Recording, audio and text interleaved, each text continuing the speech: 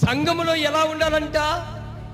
జాగ్రత్తగా ఉండాలంట. ఎందుకు జాగ్రత్తగా ఉండాలి? ఆయన స్వరక్తం ఇచ్చి కొనుక్కున్న సంఘములో ప్రతి విశ్వాసి ఎలా ఉండాలో తెలుసా? జాగ్రత్తగా ఉండాలి. దేవుని మందిరం అంటే అసామిసమైనది కాదు.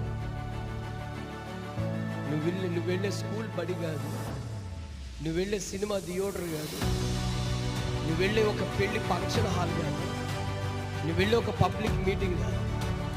దేవుని మందిరం అంటే దేవుని మహిమ చేత నింపబడిన ఆయన పరిశుద్ధమైన స్థలం.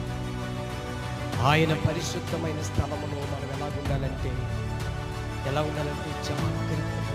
దేవుడు ఏమిచ్చుకున్నాడంట? తన స్వరక్తం ఇచ్చి సంపాదించాడు.